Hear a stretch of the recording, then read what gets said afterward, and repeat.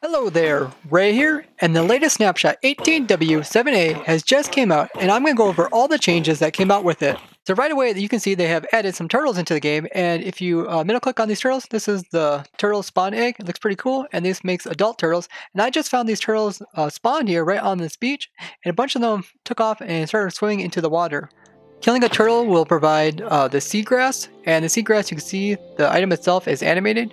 And if you hold it, it's even animated, which is pretty cool. Now, killing a turtle with a looting sword does increase the chance of getting seagrass. So right there, you see I got more than one piece. And that killing the turtles also gives you XP. If you're wondering how much health a turtle has, right here it says the turtle has 30 health, which is quite a bit more than the player, which only has 20. Here's the command I used to look that up. So turtles are also capable of laying eggs on the beaches, and here you can see some eggs that I just placed down. Here's the item of the egg, and when you put one down, it looks like this. If you click on the same item again, it'll place a smaller one beside it, and even a smaller one on the other side if you click on it again. If you click on it again, then I'll add one in front, and then if you continue clicking, it'll place one above it. I don't think you can get any more on here. Click on this side. Nope. Seems like that's all the ones that you can place on here. And then these eggs will slowly hatch when it turns night. So it just was night and these eggs started to crack. You can see this one has a crack, and here's one without a crack. And when they eventually crack out, you'll have these baby turtles. And you can get these baby turtles just by getting like any other baby mob by using a spawn egg on a turtle. And there's your baby turtles. These guys are extremely small, but then they'll try to swim towards the ocean. So with these turtle eggs, if you walk on them too much or even jumping, you can cause them to break. So I just broke 2, 3, 4, broke all 4 of them just by walking on them.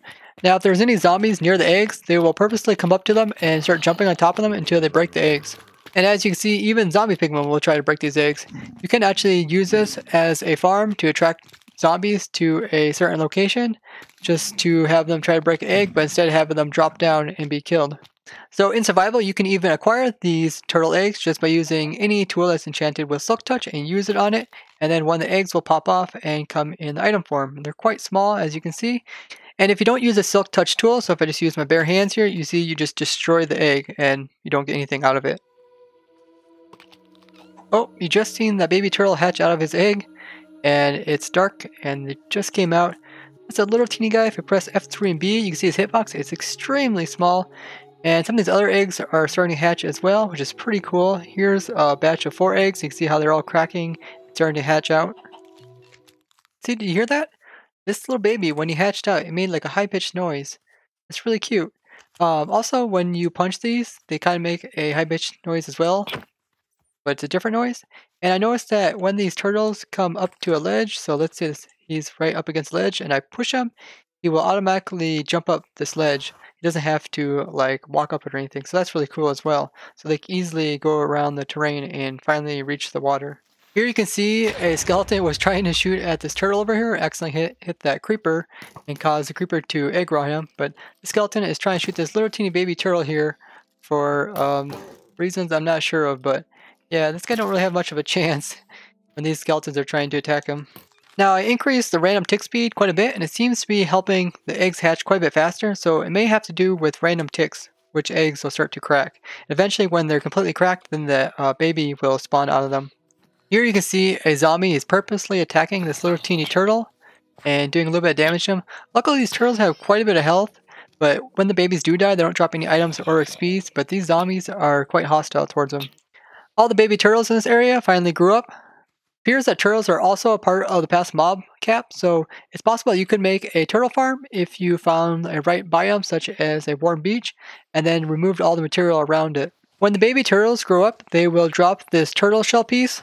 Once you do get some turtle shells, you can craft yourself up a turtle shell hat, or they just call it a turtle shell, but it's for your head. And you see that takes 5 turtle shell pieces, and then once you get the hat, you can put it on in survival, and it will give you the water breathing effect. So if I just get rid of this, you can see the water breathing effect is always for 10 seconds, as long as you're on land. But as soon as you enter the water, so that you start getting air bubbles, the water breathing will count down from 10, and then once it reaches 0, it's just like you're having no water breathing effect at all. Now I find this kind of strange. It also gives you that effect where you can see a little bit farther underneath of the water. So you can also enchant these turtle shells just like if they were a helmet. All the enchantments apply to them, and it works exactly the same. So you can see if you stick a turtle shell the headpiece into the brewing stand. You make sure you got some blaze powder as well as an aqua potion.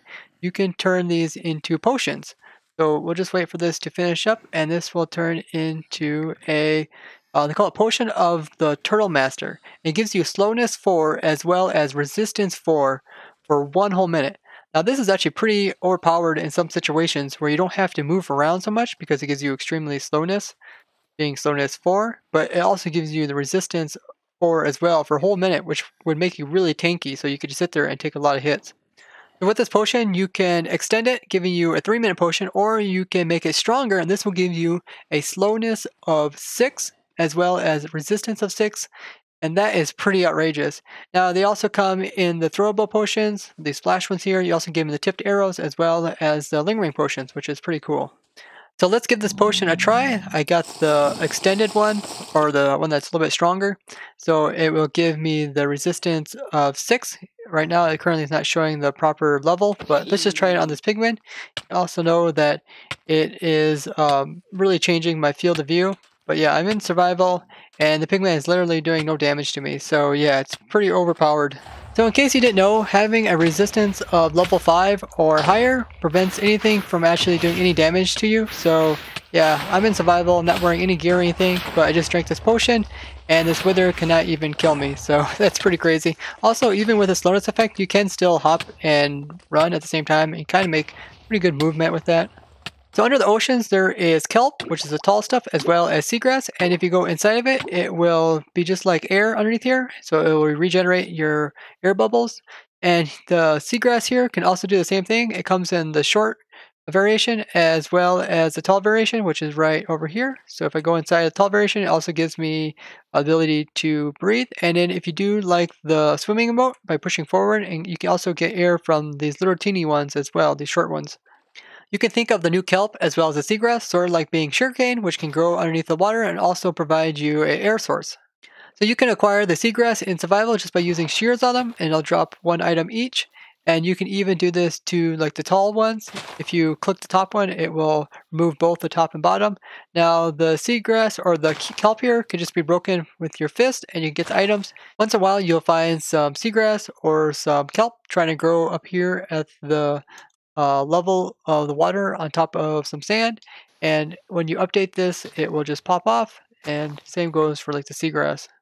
You can plant both seagrass as well as kelp under the water, and kelp itself will actually start to grow and will be able to grow as high as the water, so you could actually make kelp farms. So if I just increase the random ticks to, let's say, 3,000, you can easily see this kelp growing quite fast. You can get more seagrass by just bone milling the bottom of the ocean floor, and then if you bone mill an individual one, it'll turn into a tall seagrass.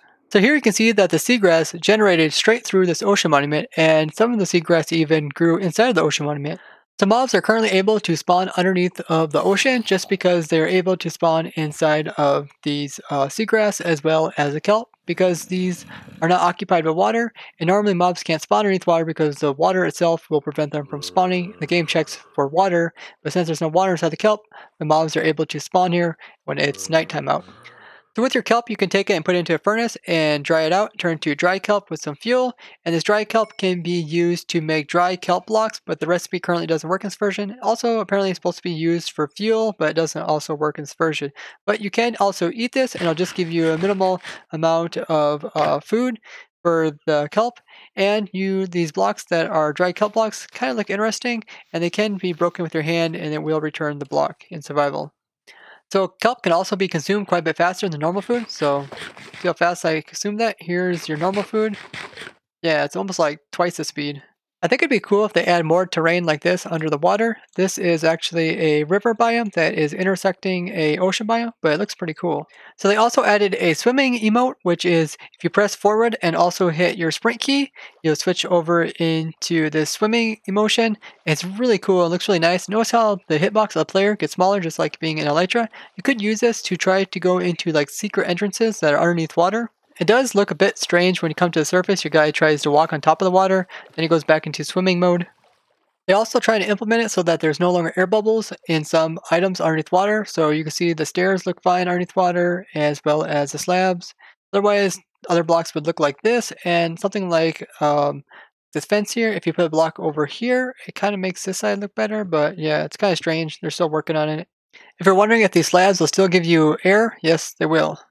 They also add it so the squid will put off ink when you try to attack them, and they'll also swim away from you. So put off a glob of ink there, and it swam way over there. They also introduce slabs as well as stairs for dark prismarine, prismarine slabs, and also prismarine brick. I think these are highly sought after by the players that build quite a bit, and I think they'd be pretty cool if they also introduce these into the ocean monuments. So normally items would just sink in the water, but now they have introduced it so items will float in the water. So here you can see when I throw an item out, it will just directly go upwards. If I give it a low momentum by shooting it off to the side, it'll go to the side and then upwards. Now if you throw it inside this kelp or the seagrass, it's just like being air blocked there. It will sink down to the ground, so you can see that's just sinking. And as soon as it goes to the other side, then it'll start to rise again. They also came out with new effects for having magma blocks as well as soul sand blocks underneath of the water. So here you can see the bubbles are going straight upwards on the soul sand, and here on the magma block you can see it's kind of making like a swirl that's going downwards. The way that these act, so this one here will cause items to drop very suddenly. This one here will cause entities to go upwards. So they kind of do the opposite, and this kind of makes sense. It's like a whirlpool that's like pulling entities down. And here's like bubbles that are coming out of the ground, which are causing the entities to accelerate very quickly to the top. So you can easily use this for like an item elevator. So we can see how these act with different entities. So I'll just stick a boat just above the soul sand here, and you can see easily launches it and gets it to the surface, and it starts to wobble. And there's even kind of a weird, not sure if that's just client side, but yeah, it's pretty crazy how it launches the boat straight up into the air afterwards. Now if I try to ride in this boat, it doesn't seem to launch me. It tries to launch me, but I don't get very high off the ground, as you can see. It seems to work if a villager's in the boat. This villager gets launched very high. So if we try the magma block with the boat above it, you can see the boat starts to wobble, and it will eventually start to sink and goes all the way down to the very bottom of the world. We also see this with entities. So if I stick a villager here and he gets inside of the bubbles, he will start to fall downwards quite fast. Yep, he goes all the way down to the bottom. And once he gets out, then he starts floating again. So both of these columns will also provide you a source of air. So if I go inside this one, it provides me air. And if I go over here as well, this one will also give me some air. Now notice this one is almost like a trap. If I go inside of it, it will hold me down onto the soul sand. And if I press spacebar, I cannot get off of it. So the only way you can get off of it is by pressing off to the side and walking away from it. They also added a new weapon in the game, which is the Trident. Image is a little bit large for the size here, but you can see that the attack speed is 1.1 and the attack damage is 9. And this weapon can be either used as a melee weapon, so I can come up to him and hit him directly, or I could use it as a ranged weapon with my right click. I can hold it back and then throw it at him, and then the Trident will fall on the ground and stick into a block. You can come over and pick it up again, and it will take some damage. It looks pretty cool in third person mode with you holding the Trident, and then when you want to launch it, your person will stand upright. You can aim and try to throw the Trident at something. So they also introduced 4 new enchantments into the game. We got Loyalty, which goes up to level 3, we got Impaling, which goes up to 5, we got Riptide, which goes up to 3, and we got Channeling. So having the Loyalty enchantment on your Trident will allow the Trident to return to you after being thrown. So if you throw it, it will come back to you, and so you don't have to go over there and pick back up again. Now, the higher level means that the Trident will come back much quicker. So with a level 3, you can see it returns very quickly. If you have a Trident that is enchanted with Riptide, it will send the player in the same direction as the player is throwing the Trident. And as long as there's no blocks in the way, you'll get launched in this direction. And it's a nice way to boost yourself through the water. So you can also put the enchantment Impaling, and with level 5, you can almost one-hit a Guardian. It does more damage to any underwater mob. So if I come over here and try to hit this Guardian here, yeah, I was able to hit him with one shot. So it's really powerful for any underwater mobs. The Riptide enchantment will also work if it's raining outside, and it will launch you across stuff, so I can get launched across this ravine. That's pretty cool. If you have the enchantment of Channeling on your Trident, this means when it's a thunderstorm and you launch your Trident, you can cause lightning to be summoned from the sky and hit the mob that you pointed it towards. Now you actually have to hit the mob for the lightning to occur. This means that you can actually create charged creepers just by hitting a charged creeper, and that is a really easy way to get charged creepers now in survival. They also introduced the mob the Phantom. As you can see here, it's kind of small, but it will attack you if you don't sleep in bed for a while, and you can see that it will come down from the sky and try to nibble on you and take little teeny bites out of you. Makes a little crunching noise as well. And just playing around, they mostly came at night for me, but I turned it over today. But you can see they are pretty scary, and they make a really scary screeching noise as well. Now the phantoms do spawn way up in the sky, and then they'll slowly come down towards you. Now there is a rumor saying that if you're underneath of sea level, the phantoms will not attack you, but I went underneath the water here, and they will continue to attack me even though I'm underneath the water. And they actually come down here under the water and end up drowning, which is kind of funny. There is a spawn egg for them, so you can spawn them, and if you kill them, they'll just give you 3 pieces of leather, but I'm pretty sure in the future they'll probably drop something pretty unique. If you're wondering how much health a phantom has, it says it only has 20 health, which I think is kind of low. And also I'm spectating one now, and it's kind of jittering. It seems that the thunder as well as the rain is occurring a lot more in the snapshot than usual, and they might have done this just so that players can try out the new things in the rain. The phantoms will also spawn in the end dimension. I just had 2 phantoms spawn by me. If I press F3 and B, I can get their hitboxes and see them a little better. Here's one right here. No, oh, the other one just ate me. But you can punch them. If you punch them right before they attack you, then they won't take a bite out of you. But you can see that they've also fixed quite a few bugs that I've shown in the previous snapshot. It is a bit strange that these things would spawn in the end dimension, since you can't sleep in beds in the end dimension. If you do try to click on bed, then it'll just explode. So I'm guessing they want you to go into the overworld like once in a while and sleep in a bed and then come back maybe. They also added a stripped variation of the logs. So here you see all the different types of logs, and then these are the logs that have been stripped of their bark. So the way you can do this is just by using an axe and right clicking. So left clicking would be to break it, but right clicking is going to be sort of like a hoe, and that will remove the bark from the logs, and this will also take some durability from your axe. And this new variation of the block is just called stripped with the current original name behind it. So this is like the dark oak log, and this is stripped dark oak log. I really like the looks of these new logs, especially this one here. The jungle one has a little bit of pink and some kind of greenish in there. I think they'll look really good in some type of builds. I also noticed that the crouching effect is a little bit different. It's more of a less jerky motion. As you can see, it's more smoother. So now I'm here in the nether dimension, and they have removed those lava pools that I showed prior that had stone around them, and they still have these ravines that are cutting through the nether, and they also introduced these caves that are vertical. They have lava in them. So here's one here, very tall with lava in the bottom of them. I don't really understand what the point of these, because players most likely would never find these because they're like hid away inside of the rest of the terrain. There's also this weird effect where the player is a spectator will still put off feet particles. If you think I forgot something, or if you found something interesting in the snapshots, tell me down in the comments. If you want to see the full list of all the changes that were made in this version, I will link it down in the description. I gotta say, that was a pretty amazing snapshot. So if you found this interesting, show me with a like. If you'd like to see more snapshot reviews like this, subscribe, and don't forget to comment. Bye bye!